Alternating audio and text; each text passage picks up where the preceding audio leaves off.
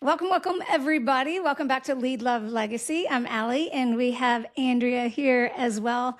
Andrea, I am so excited because today our conversation is with the founder of That Cheer School, the one and only John Knowles, who I'm Yes, so sir. thrilled Yes, about. sir. First of all, John, you've been a friend of ours for many, many years. And Many years. And listen, John has been in this sport for more than 15 years. He is truly one of the most respected choreographers in the competitive cheer industry. And that also includes his role, the former all-star director and the director of routine development at Cheer Athletics in Plano. And I can promise you, if you have watched world championship teams, summit teams, NCA champions, majors champions, all those champions, they were probably built by John. And so the conversation today is going to be super, super fun. And John is very specifically known across the world for one very specific thing. Actually, two things. Number one, he is the most beautiful soul, human, giving, loving person you will ever meet. And so you will love that about him. But in truth, John's talent is just phenomenal. And he doesn't just make routines that are fun to watch. He makes routines that score really high. So if that's where you want to go in your coaching career, I cannot wait for you to meet John. You are in the right place. John Knowles, welcome, welcome, welcome. It's so good to see you again. Thank you so much, both of you, for having me. You guys are making me blush eternally by the intro. And I just love that we are connecting together on just something that we're all so passionate about. And I'm so blessed to be a part of the conversation that we're having today for sure. So thank you both for having me. you're so welcome. It's our privilege too. And I'm excited to share because obviously we're going to have a whole lot of conversations today about choreography, the scoring, the systems that you use to make it work in a consistent way. But I want to jump back first and give everyone some context because Aly and I have a UK audience. A lot of our work is in the United Kingdom, and we have some followers as well in the United States. It's really important to lay the context so that everyone can understand the privilege of getting to learn from you today. So will you just walk us through the high level version of how you started as an athlete so that we can understand how you grew into a choreographer of the ages? Yeah, absolutely. I know everyone has their long version of how they got into cheer and the moment or the person why. And I definitely have the long version of that. But the shorter, more intimate version is definitely at a young kid. I had step siblings. I had three stepsisters that were in cheerleading, but I was never really into it. And at their high school, basically performance, they had an all-star team come do like a performance. So an all-star team 30 minutes down the street that performed. And I saw this guy do a full, and I thought it was the coolest thing that I had ever seen in my life. And so my mom allowed us to make the 30-minute drive to a very small gym in Ark City, Kansas. I was in Kansas at the time, very small town. And we drove 30 minutes. I met Christy Shaw. She's the owner of Advanced Cheer. She is still the owner of Advanced Cheer. And she basically just took me under her wing as a brand new male cheerleader, kind of foreign to the space of cheer, especially all-star cheer. But I kind of had like a back handspring from my sisters teaching me in the grass and like being around cheer. Isn't that how we And all so learned it? Shout Like out to all the the backyard sisters, backhand the sister spring. brothers. they're like, let me teach you. And they're like literally grabbing me and flipping me, like one sister on each side, right? Don't And worry, he won't die.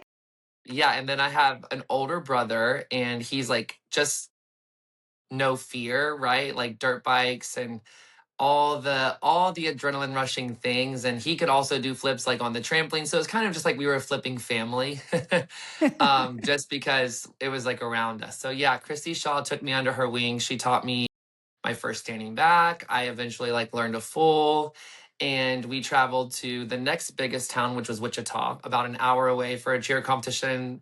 And I saw a guy do like a double full and a standing full in person. I was like, oh my God, I want to go there. So I basically ended up driving an hour and a half to the next biggest thing, which is called Cheer Eclipse. So that was like a really big gym in Wichita with Sue Brummer. Absolutely love both of those ladies. They have shaped me and helped guide me into the person that I am, because I was a very stubborn, young little child and duckling at the most The Knowles. most developmental Really? age is not really stubborn, just I was a very free spirit. I I was love just it. very free. And it wasn't that I didn't have parental guidance, but I really didn't have parental guidance. And But so this is those a two great really, example, John, how yeah, coaches have impacted you from the very early days. And I know how much Brad later on impacted you. Actually, all the three amigos have impacted you. I think it's just such a testament to when we grow up under the wings of coaches, that is the beauty of being a coach. So, talk to us about when you went from absolutely. Kansas to cheer athletics, what Yeah, next? so that's basically the story and the system is you see something and you want to be a part of it, and then you see something, and I've always just did whatever it took. And so when I was on Cheer Eclipse, we went to Dallas for ACA. It's a big competition in Dallas, and that's where I saw triathletics for the first time, and I was like, I have to go there. And so literally the next season at 17, I packed a bag, just me, my bag, and I got on a Greyhound bus, and I found a host family on Facebook. And so I didn't It's finish high like a school. Yeah, movie. I did not. I didn't finish high school. I ended up just getting a diploma. I moved in with the host family. It didn't work out. I met one of my best friends. I ended up working at his gym just to support my lifestyle. Like at 17 and 18, I was like coaching tumbling classes, and he was basically covering my tuition at CA in return because I did not have a job. And then basically at 18, Brad, Angela, and Jody offered me a position at CA, and I was like, this is like a once in a lifetime opportunity. I definitely have to take it. And so I moved my entire life to be in Dallas. And at the time, I had a boyfriend of 8 months who's now my husband of going on 12 years now.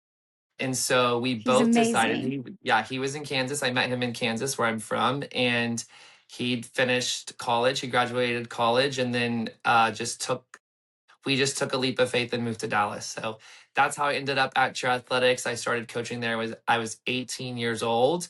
And then obviously I cheered there before. I said that I moved my whole life. I wanted to be a part of it. So I cheered on Cheetahs, and then I cheered on Wildcats. And then I started coaching full time.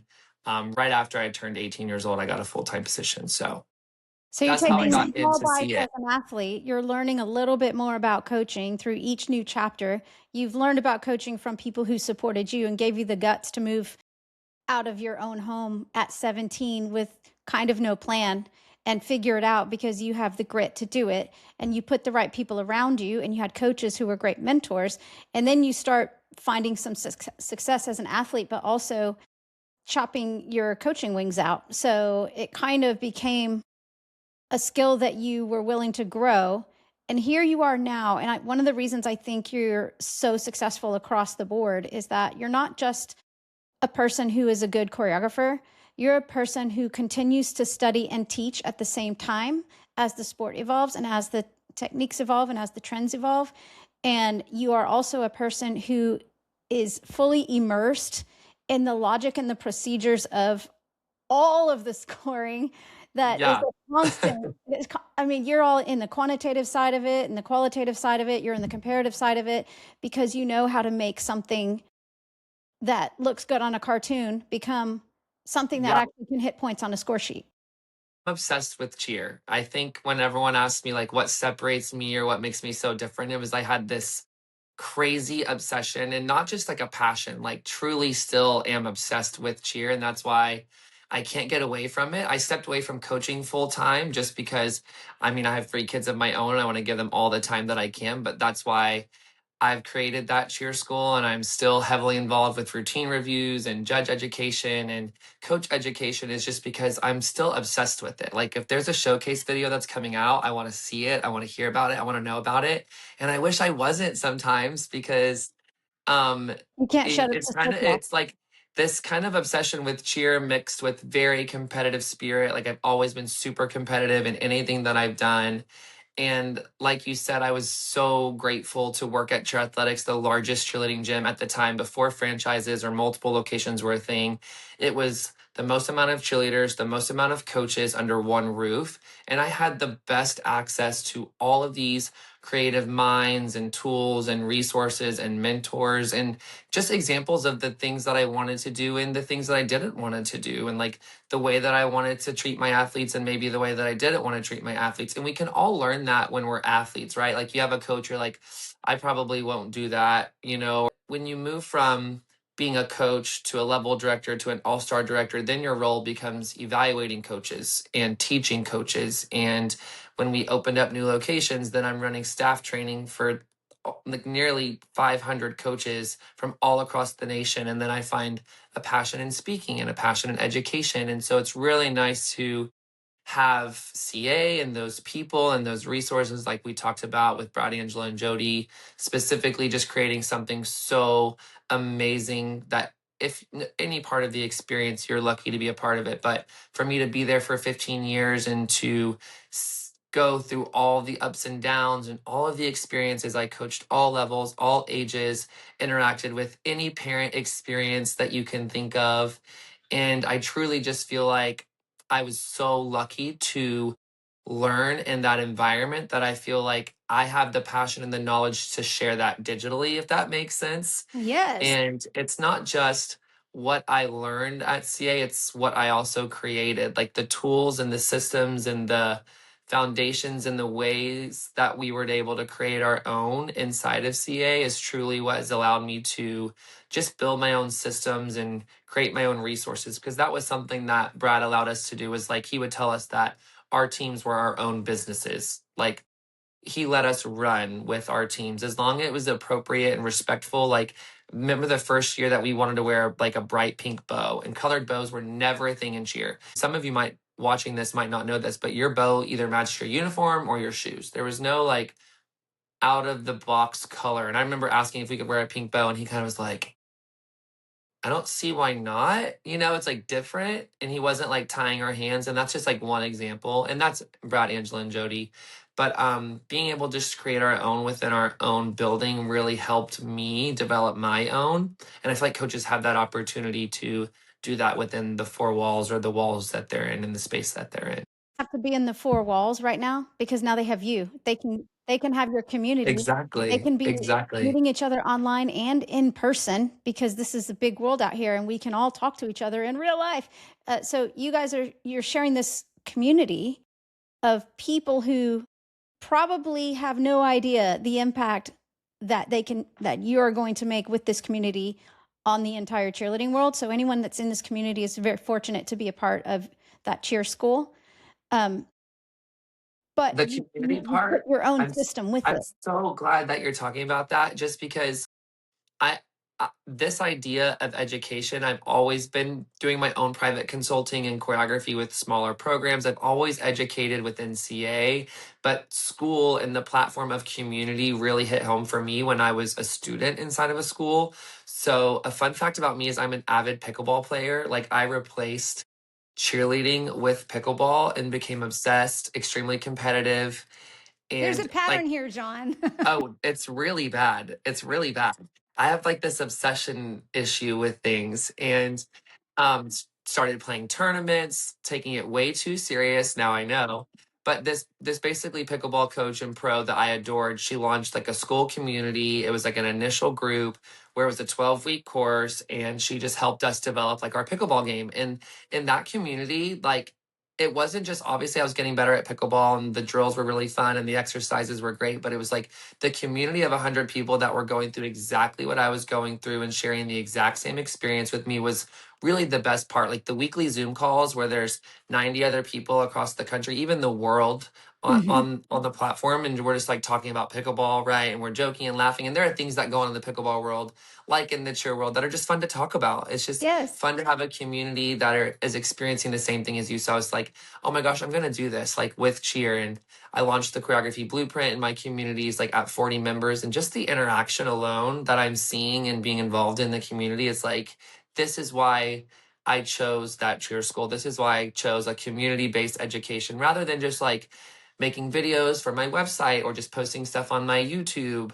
Just like the community aspect is really what makes it feels so special to me, and hopefully it feels special to all of the people who are interacting in it so far. And as it grows, the knowledge will grow, and as the community grows, my knowledge will grow. Because like you said, one of the biggest things that I teach is, that's one of the biggest issues with coaching now, is coaches just do the same thing every year because they've been in it for such a long time and they think they know what to do. And it's like, really, like, if you're not adjusting every season and being creative and being innovative with the way that you prepare mentally, physically, emotionally, strategically, then you're not really growing as a coach. And then if you're not growing as a coach, your team's not growing. And so a lot of people might confuse that cheer school with it being a platform for me to tell you what to do with your team, but it's really for me to tell you what to do with you.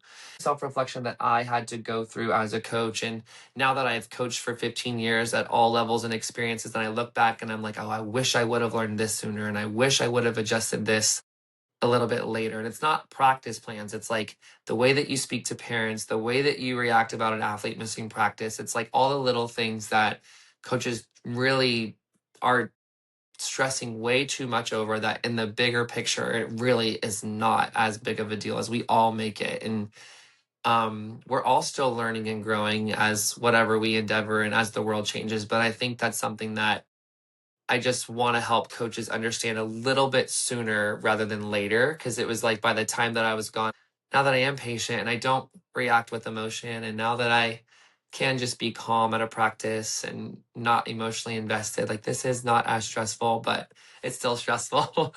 You still think about it all the time, but it's just mainly for coaches to work on themselves and do a lot of inner reflection to get the best results out of their kids. Because something that I always say is, of course the kids are going to act like they like you. You're their coach, and like, do they really like you? And you'll never know. But if they don't, you're not going to get results. And it's not about them liking you, it's about them respecting and liking what you say. And so I think that's something that I'm excited to share with coaches. But I could go on and on for all of the things that I want to share with coaches that I wish I would have learned earlier, for sure. It's such a big testament to how much you care and how much the sport has given you, because you are just overflowing and gifting so much knowledge within the community and within all of the work that you are doing. And so I want to just take a step back here, because as we are recording this conversation, we're very early in the season. We're just coming into August, and I want to have a conversation with you because we are such big believers that what's happening at the end of the season championships is very predicated. It's very directly related to the decisions that are happening right now. And you teach so much because you know so much about the strategy that's happening right now. What is it that coaches should be very clearly doing right now before the season is even fully going full steam to ensure the highest chances of success down the road this season? Yes, decision making. I'm going to say that so much. I think decision making is huge. I taught one at the Nationals USASF conference. It was a huge hit because decision making is the make or break of a successful coach. And decision making is always happening in any aspect of our role, whether it's parent communication, schedules, practice planning, communicating with your athletes.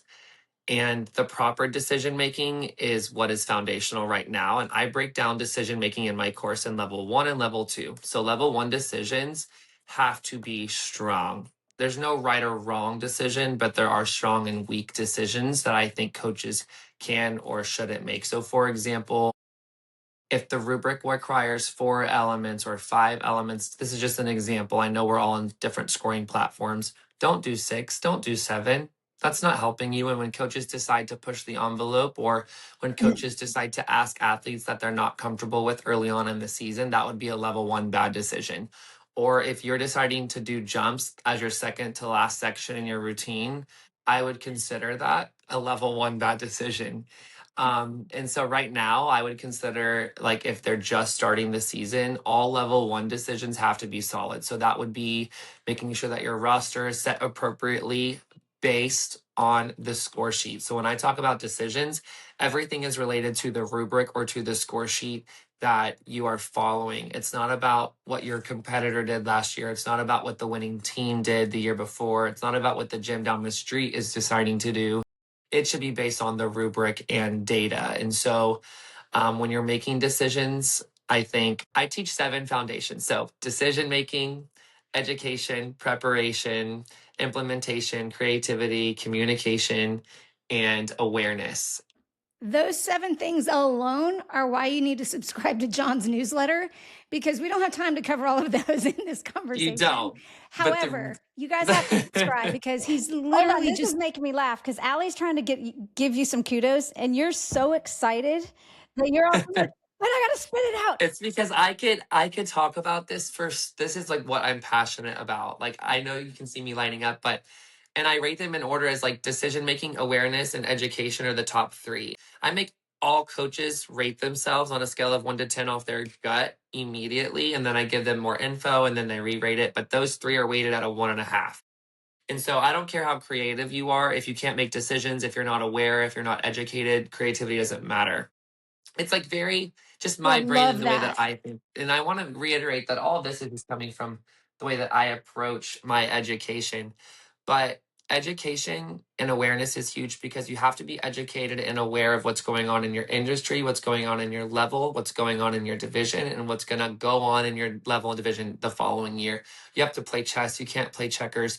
And so just decision making based on all of those things. If you don't obsessively watch cheer, you can't make the right decisions for your team. But team placement, making sure that you're setting your roster based off of the rubric, if the whole team doesn't have to tumble, great. Don't set your whole team up to tumble if you need better stunts. It's just level 1 decisions have to be good because then level 2 bad decisions will just filter on top of those. Like you chose the right stunt, but now you're switching 2 bases in a group, and now 2 groups are weaker than they were, and that's a level 2 bad decision, but we can fix that. And it's kind of like a ripple effect.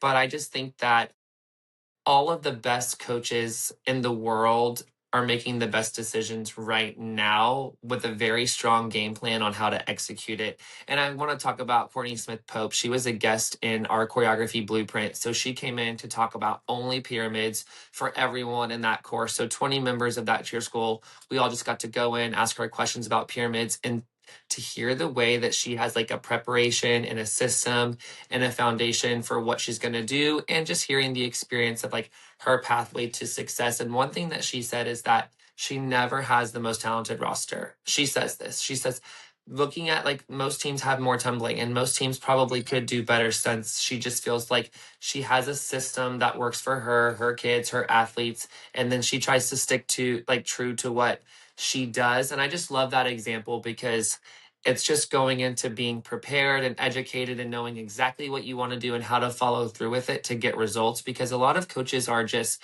guessing their way through it or copying what they see on social media or copying what other coaches do. And I promise you, like, Courtney's not copying anyone. Victor from Top Gun's not copying anyone. I was not copying anyone. Yes, I was inspired and, like I said, had amazing mentors, but like most of the systems that I'm teaching were brought by me or like from this little brain of mine. It wasn't handed down from me, handed down to me from anyone else. Like those 7 foundations, like that's just what I think create a strong routine.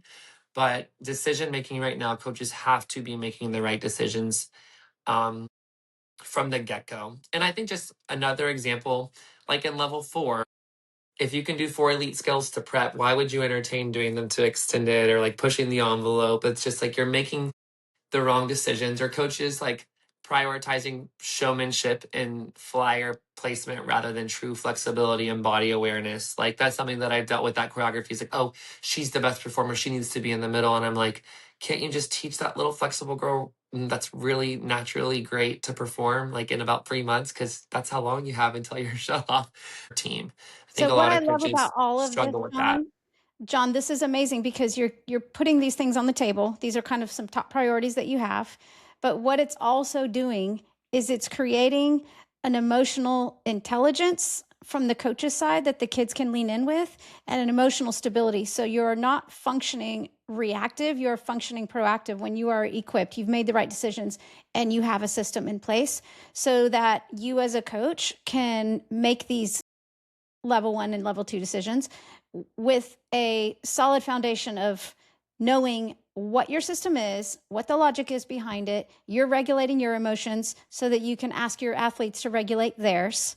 And you're building this foundation. You don't have the authority as a coach to ask anyone to regulate themselves if you can't do that as a coach. But all of these things that you're putting into place puts that straight on the table as the model example of how they can really interpret what you're saying, inherit the skills and the choreography in a way that gives them the why. It gives them a structure and how they're building. Their drills are done with excellence as opposed to slopping through them through the motions. So all of the things in your system start to piece together, not just on the physical side of the mat, but with logic and with a level of consistency that will always allow the athletes to continue to grow and grow and grow and be successful. Yeah, I mean, the not reacting with emotion is the example that I would use that I learned a little bit too late. And it was from another coach. He used to tell Panthers that if they could remove their emotion while cheering, they would have a much more stress free and successful time. Like if the stunt fell, the stunt fell. Okay, go do 3 of them rather than like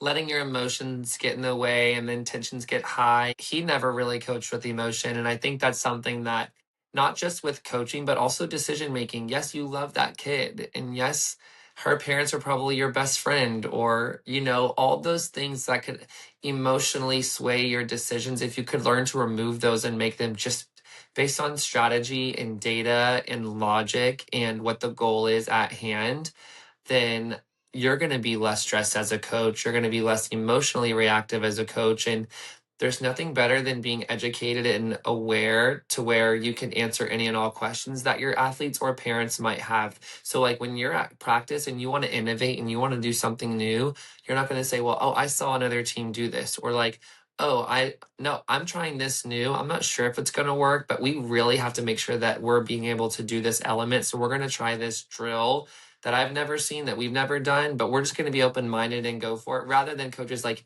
faking it until they make it. Or coaches will see a cool stunt that they have on like their Instagram video and then they go to their gym and then try to teach it. And like, I'm like, here, I'm like, this is what we're doing. And I'll show them the phone. I'm like, this is a really cool stunt. And I really want to figure out how we make this work. And then we'll all find the grips. But a lot of coaches are trying to like hide and make it look like their idea. Just involve the athletes, like tell them the reason behind the why and the madness, and they will be on your team and feel like they're a part of it. Like another example is at Worlds. When you go to Worlds, you have a ballroom in your hotel, you warm up, and then you have to ride the bus to ESPN, and then you have to re-warm up. And we would mimic all of this for years, and like most gyms do, right? But then like one day I was like, wait, we're not riding the bus. And Brad was like, what do you mean? I'm like, we sit on that bus for 16 to 17 minutes. That's what Google Maps says. And I'm like, we just did all of our stunts and pyramid at our hotel, and then we're going to sit for 17 minutes. I'm like, we need to practice this. And he kind of looked at me like I was crazy. And then literally on our cheer floor, we all sat in rows of 3 and played like the hype music. And we sat on the bus for 15 minutes.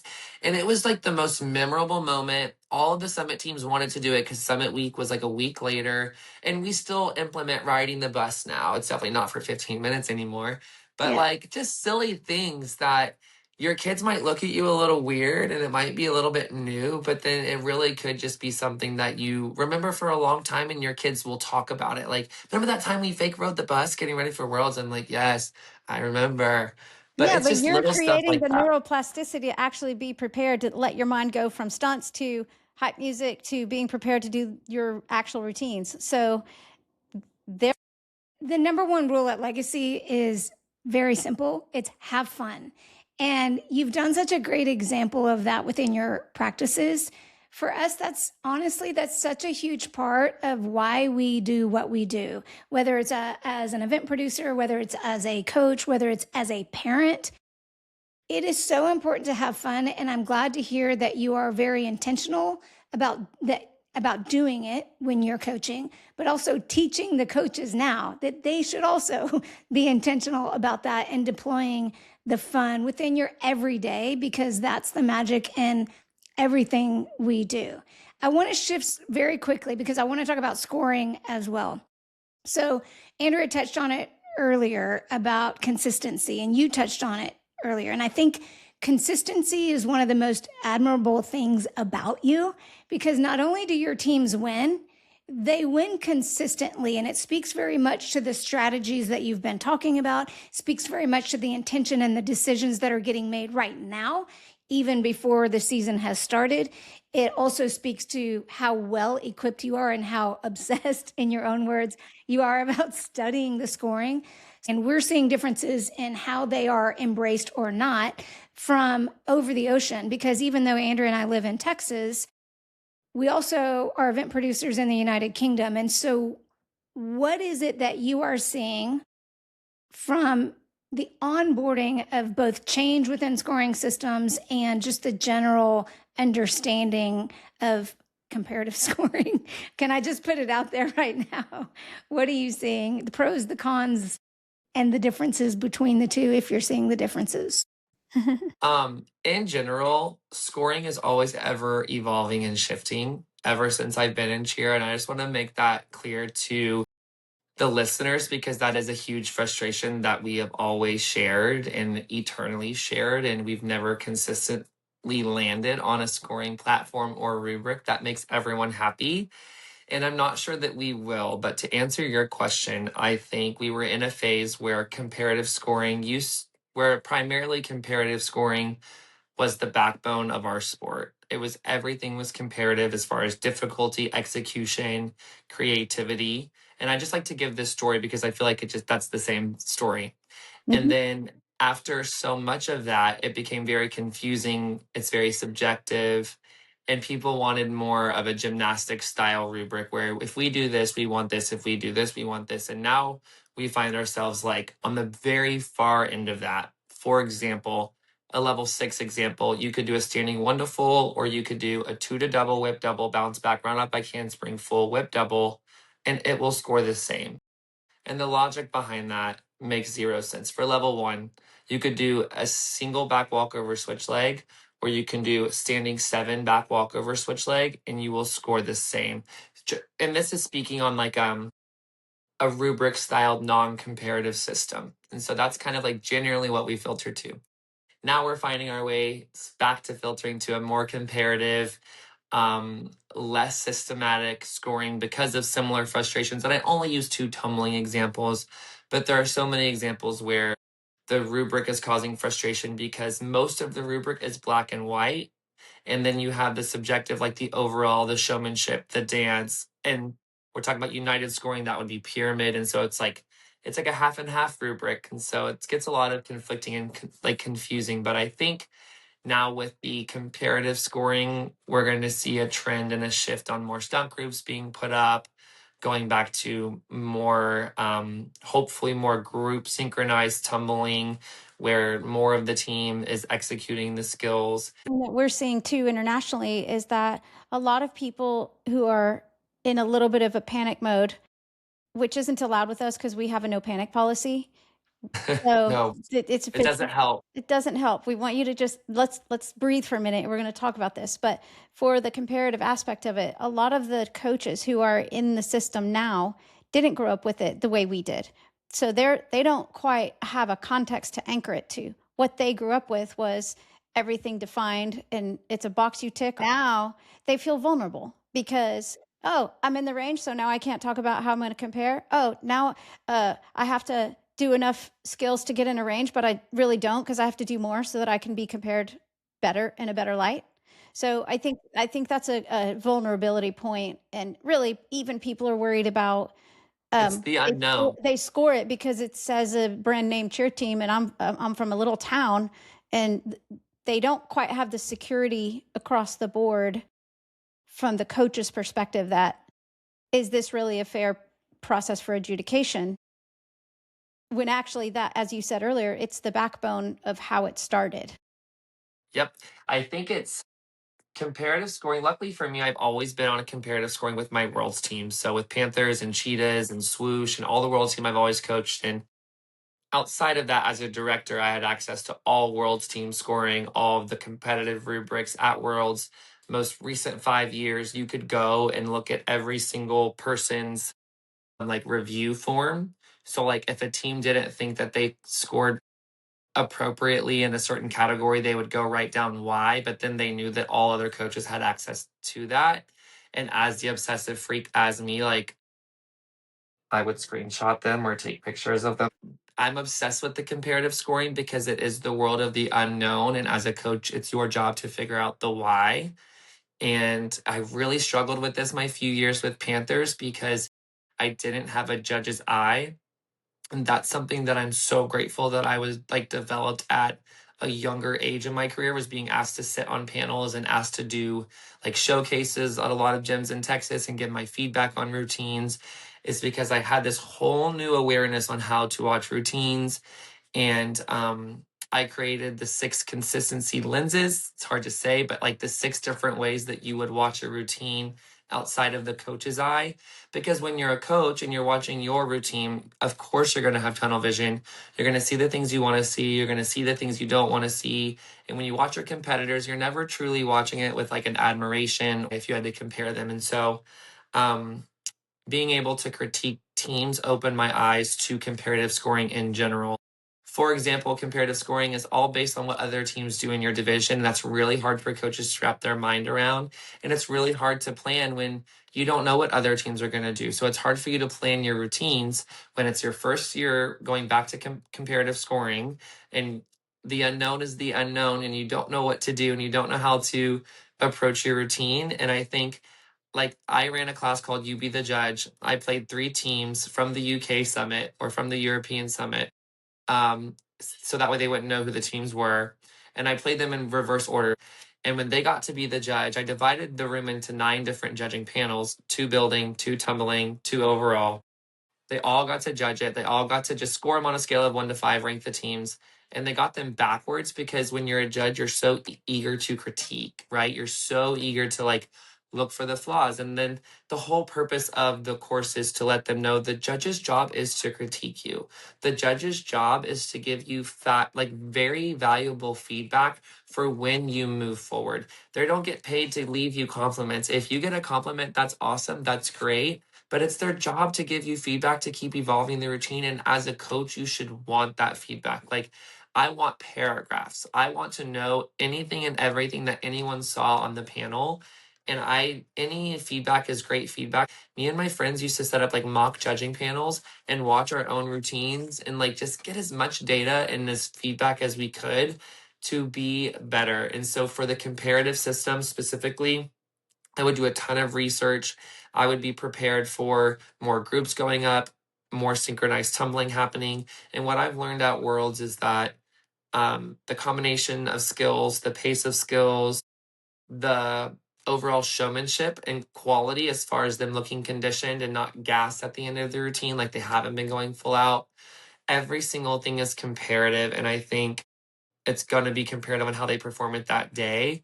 So just the coaches need to get comfortable with the unknown and just get really comfortable with finding a process that they believe that they can coach, that they can stick to, that their kids can stick to, that will bring them success.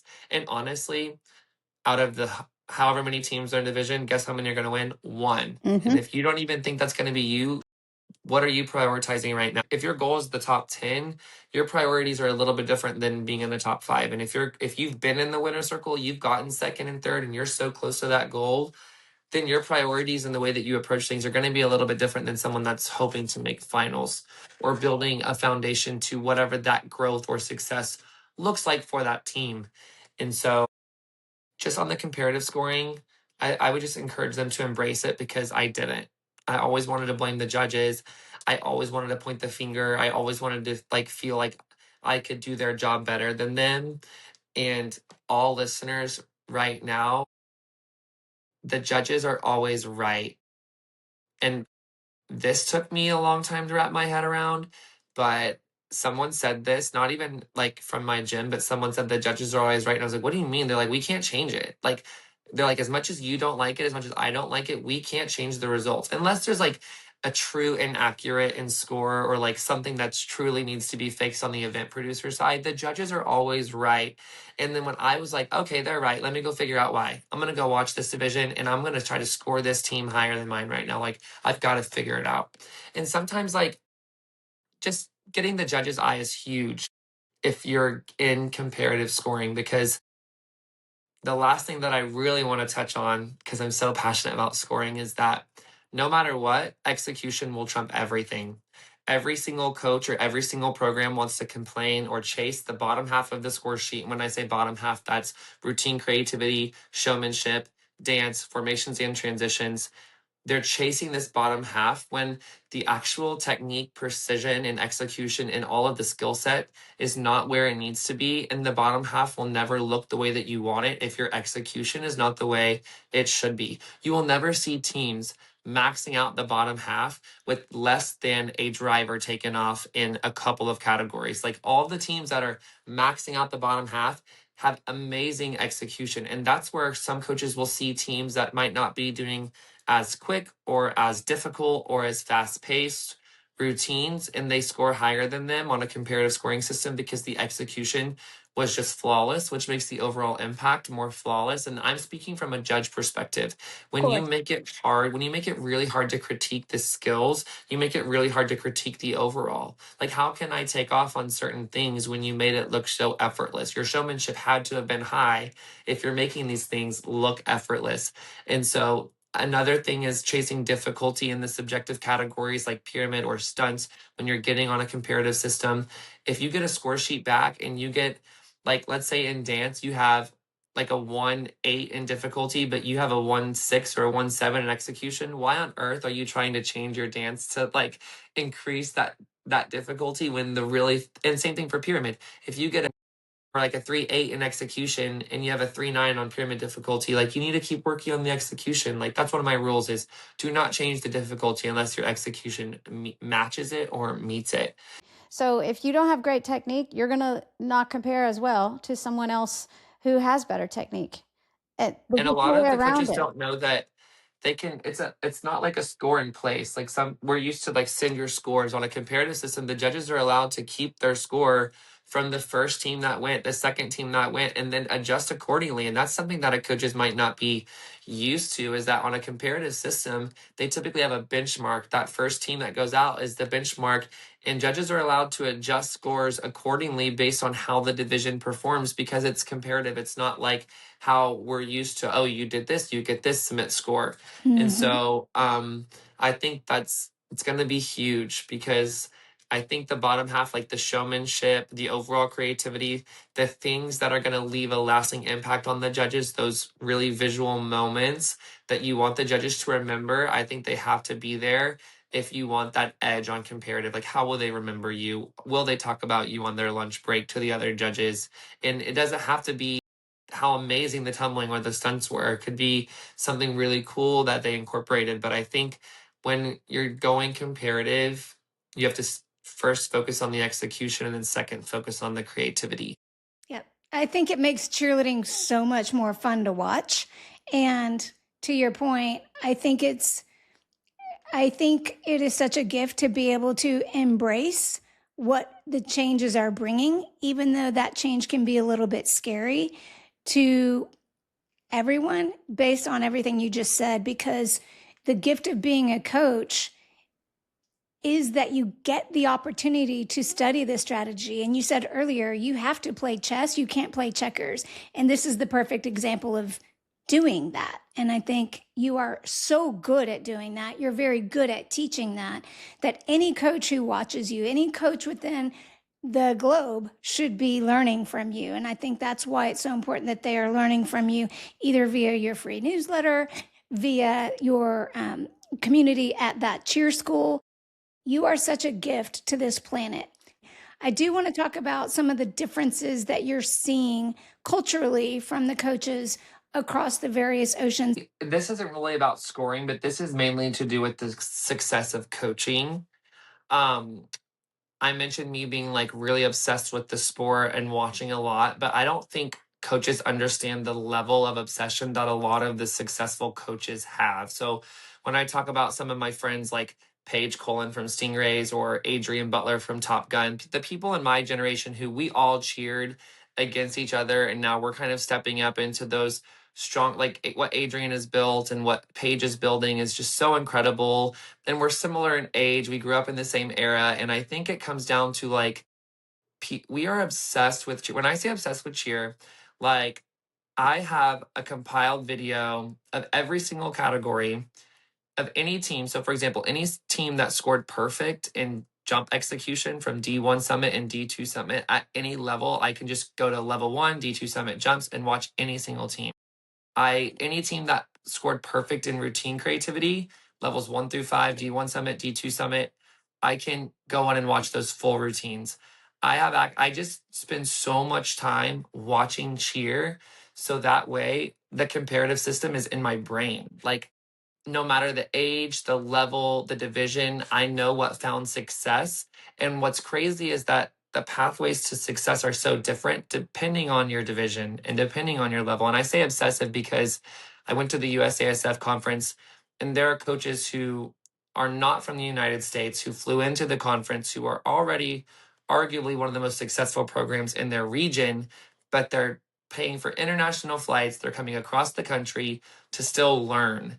And I think that's something that I want all coaches, no matter the region, is that you have to become obsessed with the sport and the rubric, and you have to watch it a lot. One of the things I think that is really critical for the success of a coach, because you're talking about how obsessed you are and how much effort and energy you put into it, and how there is so much respect for a willingness to invest in that extra training.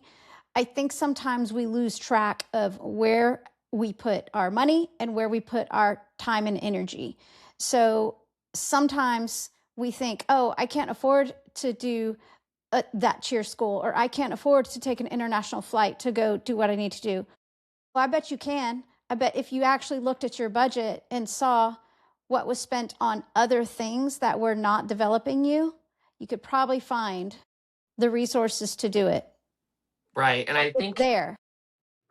what I have found within my community is that people are feeling like this is a true experience. And that's the only reason I'm saying that is because a member posted, like, this isn't like a watch a video and go, like, we're truly experiencing this together.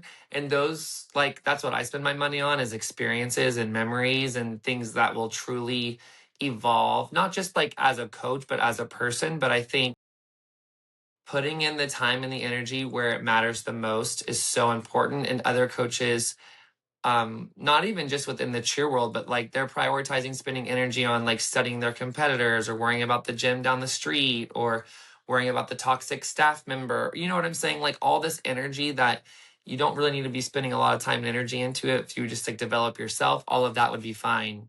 None of that would be like an It's issue to really you. what's your priorities in achieving what you want to achieve, living the life that you want to live, leading the leaders that you want to lead and develop.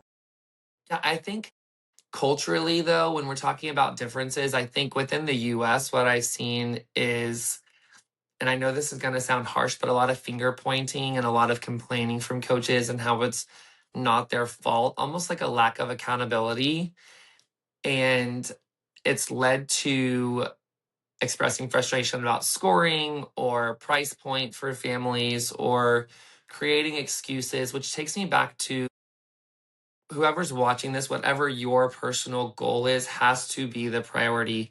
You can't get lost in the stress of creating and working for something if you're not working for something that like you find joy in it. So we're talking about the fun, right? Like, that was an ever evolving experience for me as a coach, was the process of the word fun. When I first started, I was having so much fun. Like, I'm 18, I'm living my best life, I'm coaching at athletics, nothing could go wrong.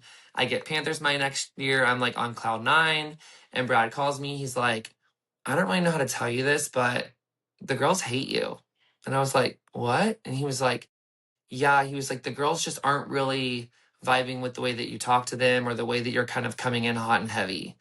And I'm like crying. I remember I was like in my driveway, like bawling my eyes out. I'm like, what do you mean? Like, they love me. And he's like, no, that's what brought up my point earlier. Like, of course they're gonna act like they love you, right? You're their coach. You know what I'm saying?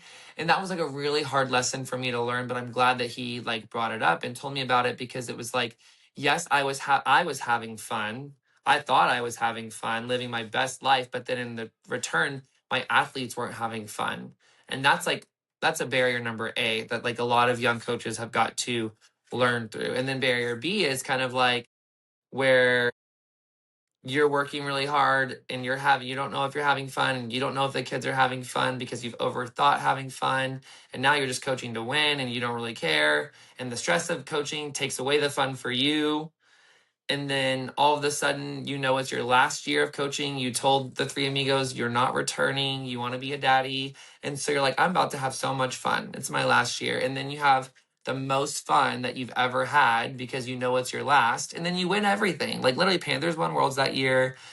Thundercats won Summit. Like it was the best season of my life because I learned to like remove the stress and the fun. And I think what I learned is that when you are truly having fun and your kids are truly having fun, you will get the best results. And like, don't get me wrong, the teams that won worked harder than all the teams before. They were just having more fun.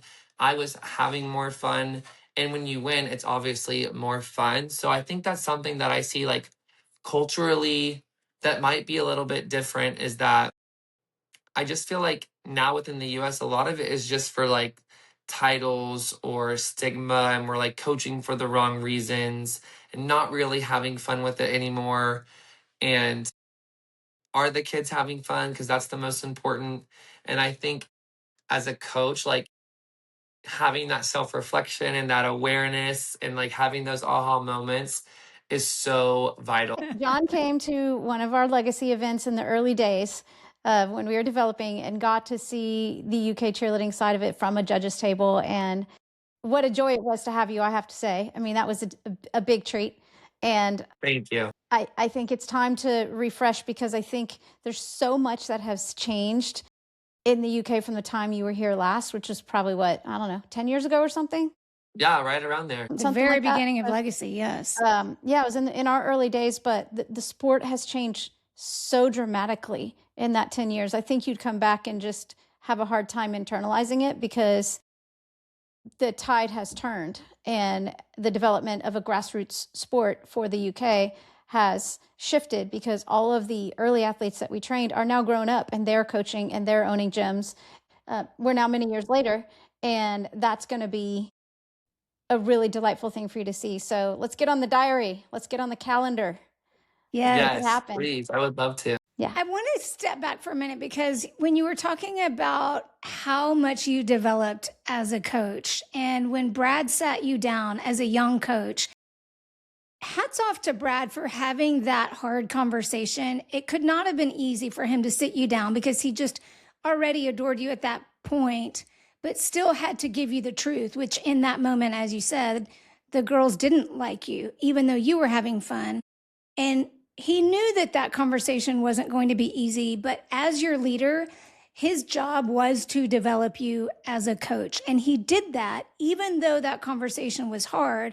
And that shifted you completely. That was life-changing for you because that's what set you on the path to become not only the coach who you ultimately became, but it has equipped you to do what you're doing now, which is leading other coaches. And that is the true ripple effect of an excellent leader, an excellent coach. And you were able to tie the fun that you were having, especially in this last year that you're describing, where you truly understand, look, I'm going to let go of all the stuff that actually doesn't matter. We're going to go have fun. And we've got some really great people around us that we're going to have fun with. So let's go do that.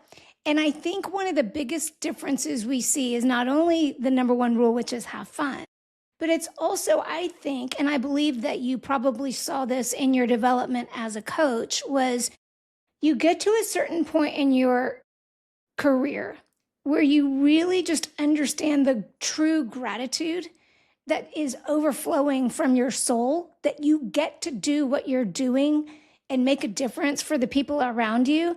You're doing what you love. And that for me is the measure of our life. It's like, where can I use my unique gifts and talents to make my mark in the world? And that is exactly what you do as a coach. It is what joyful parents get to do. It is what the greatest leaders get to do. And so to hear your story about how Brad was willing to have that conversation with you and put you on this path of maturation to where now you are delivering that same gift to coaches all over the world, it's really, really cool to watch. So congratulations. Oh, thank you. No, I'm so lucky, and I know I've talked about Brad so many times, like on podcasts or in reference to just being one of the best mentors. Everyone at CA that I worked with that like challenged me and pushed me and tolerated me. And I have a class called The Art of Practice, and it's in that cheer school. It's one of the free sessions out of the 7 from the USASF conference that you guys can go watch. But it basically tells my story about how Brad allowed me to be free and to be uniquely myself. And he embraced my craziness and he guided me and had those tough conversations. That's just one example, as well as Brad and Jody. Just when you're young and you're doing something you've never done before, you need guidance and support. And that comes from Christy and Sue, all my first mentors who believed in me and like helped me spread my wings. But yeah, just having Brad help guide me through all of those tough times or lessons. And really,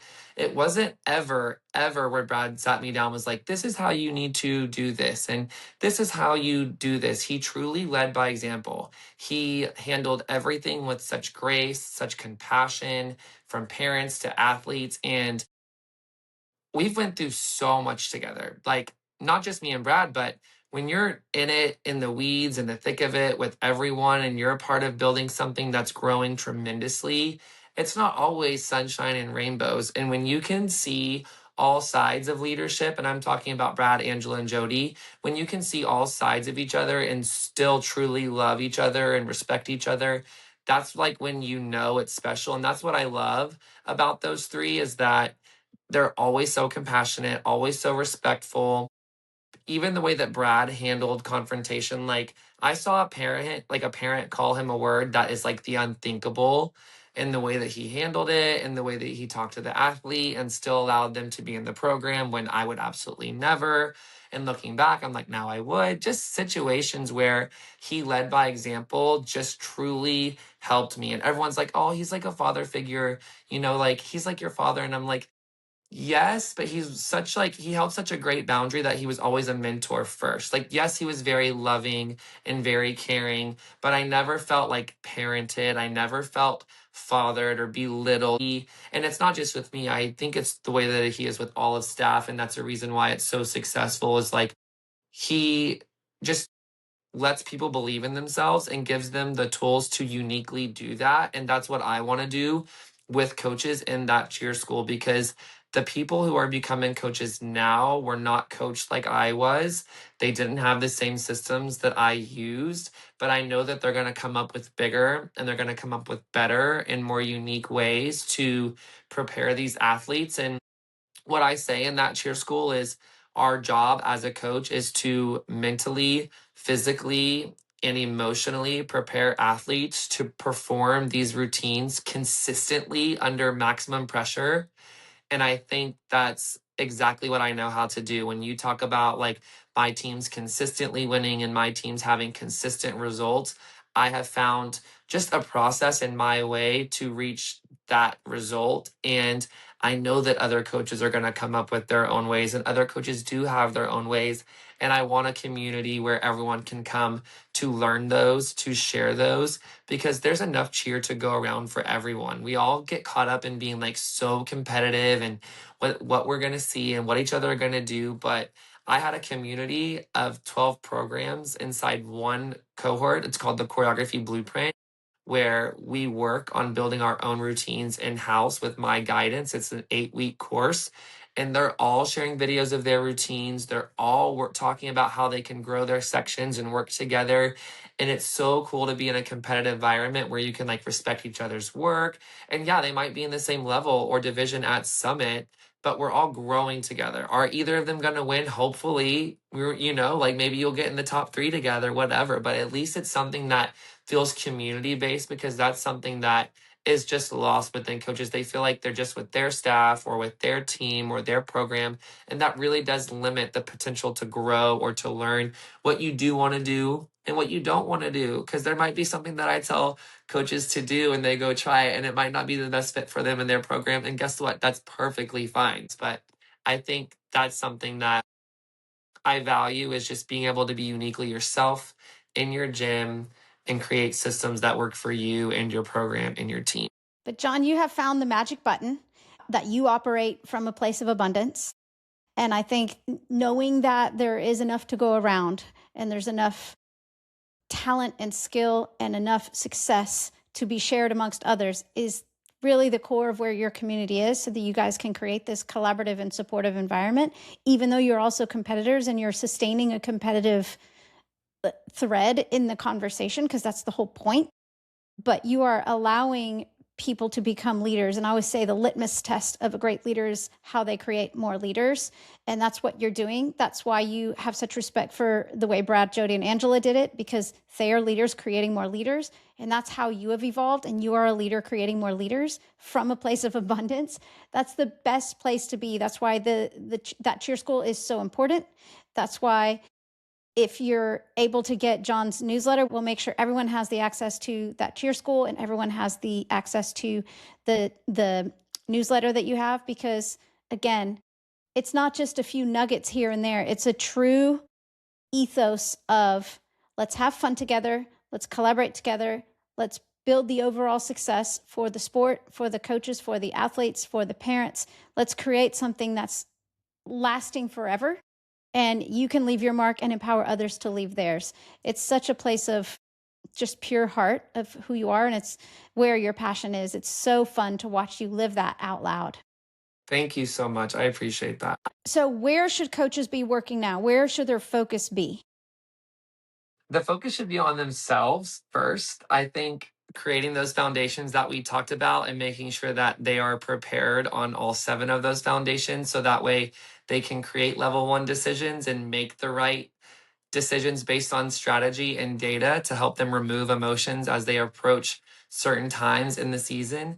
That cheer school is for coaches to work on themselves, to work on their coaching skills. Just like we expect athletes to work on their tumbling skills or their jump skills, I want coaches to work on their coaching skills, on how they deliver the message, on what they are prioritizing in that moment. Do the athletes truly understand what they're trying to progress or what they're trying to teach? And it's really important that you have a game plan and a system that works, and you have to make sure that you're preparing and that you yourself are having fun and you're putting in the right amount of effort and energy where you need to. And I think that's something that I want to make very clear to everyone, is that I want to help coaches be better coaches, and in turn your teams will be better. You will live a less stressful life because you're working off of templates and systems and resources. Like, I'm so type A. I like a template. I like a guideline. I like to write everything down. And so I just want coaches to have a plan. That's why I created the 30-day intensive. It's a post choreography intensive that tells coaches exactly what to do, the 8 practices after they get a full routine. So whether you hired someone in or you've done your own choreography, the post intensive is a first-hand glance at how to prepare and plan. I've created a worksheet where you write down every single section in the routine, every single transition in the routine, and then there's a breakdown form for each section and a breakdown form for each transition. So that way you know how to plan your practices accordingly. We talk about always planning your practices backwards. So if you're listening to this right now, a quick little tidbit for you would be, if your first performance is mid-November, then 2 weeks before that, you're running full outs. 2 weeks before that, you're running tri-sections is what we call them. So 3 sections connected, no more than 3 sections connected. 2 weeks before that, you're working individual sections connected to another section. Like, little tidbits that are so obsessively type A, thought out, with systems in place that just make your life easier, because you don't have to go into practice being like, what do you want to work on today? Or what do you think we should work on? Or, oh, Susie Q's missing because she had a school event, so what do you want to do today? When really it's like you could go in with a plan and prepare. And so that's really what I want coaches to truly be doing, is make the right decisions, educate yourself, watch a lot of cheerleading, and then make sure that you're aware on your strengths and your weaknesses. If you were to ask the people that you work with what your 2 biggest strengths are, would they agree with you? You know, that's awareness. Like, you might think that you are amazing at this, and then everyone else around you working with you is kind of like, we don't really like that. You know, I think like being aware and vulnerable is another word that I like to replace awareness with. That's something that we incorporated with staff. Was we would sit with our coaching staff, and like everyone that you worked with, you would give an onion. Like, something that might be causing frustration in a practice or with the group, and then you had to give an apple. And then you have to uncomfortably be a part of conversations that ultimately make you grow. And those are things that I have planned in the community. Like if you had an apple to give someone or an onion to give someone for the week, like little things that I've learned that I'm excited to like share with everyone. Well, I think we need to give you 1,000 apples for this conversation today. I am so thrilled that we got to have the conversation and share you with the UK specifically, but also anyone who's listening, because like I said earlier, you are such a gift. The strategies you've deployed, the things you've learned and continue to share with others. Again, such a huge gift. And we are just thrilled to have you. We're thrilled that you have brought that cheer school to the world. So whether you are joining John's newsletter, whether you are joining that cheer school, whether you're joining a 8-week choreography cohort with him, whatever it is, wherever you go, John's going to meet you where you are and help you become a better coach. That is amazing. That is awesome. Yeah, absolutely. Join the newsletter. You'll get the 6 consistency lenses that I was talking about immediately when you subscribe. So that's how you would watch the judge or watch the routine through a judge's perspective. So that would be the style of the routine, the design philosophy, the approach. Was it execution heavy? Was it difficulty heavy? The use of athletes not involved in the skills. These are all things that I want you to watch a routine 6 times. And you're watching this thing as a judge. So you'll get that immediately when you subscribe to the newsletter. But I also have 5 previous newsletters that are relevant to the time frame of the season. So about decision making, about awareness, about preparing for choreography. Are you making the choreography decisions? Is your choreographer making those decisions? Are they deciding? All of these things that coaches should already be doing and planning, you're going to have access to in that newsletter. And within that cheer school, you have a 7-day free trial. So feel free to hop in, check it out. You can watch my sessions from the conference. You could look into the coach's room for the roadmap of the season. You can go to look at the 30-day post choreography intensive on how to plan your practices backwards and all of those things. But it's not, you're only going to grow. You're only going to get better. I can promise you that. And you're going to have fun and you're going to find a community of coaches that are experiencing this crazy life that we are all experiencing. The cheer world is such a foreign world to so many people. And so when you can connect with people who are going through the same thing, it just makes it a lot easier and more fun. I'd like to congratulate all of our listeners today for getting this period of time with you. You are the biggest ray of sunshine and the biggest pool of talent coming out Oh, of thank cheerleading you. right now. But you, as a person who's watching this or listening to this, I hope you know that you have been given some truly invaluable, life-changing tools here. You have literal assets in front of you now. You know how to connect with John. You can connect with the newsletter, or you can connect via the cheer school, that cheer school. There's so many resources at your fingertips. Now you just need to use those tools and figure out what makes sense for you. Off your shoulders. Let me help you, please. And it's all things that cheer coaches stress about. It's not just I do prioritize scoring and strategy, but those tough parent conversations, like we've already had a member being like, this mom sent me this email, John, like da da da, girl here. This is, so it's whatever coaches need because we've all been, I've been through almost everything. And so I really appreciate all of the kind words. You guys make me feel so special. And I'm honestly so grateful to share this with whoever's watching. And thank you guys so much for listening. And you will definitely live a less stressed life if you enter that cheer school. So let me help make your life easier is basically the gist of it and more fun. Amazing. Thank you so much for joining us, John. You Yes. are an absolute treasure. Thank you, girls. I appreciate it. Thank you, John.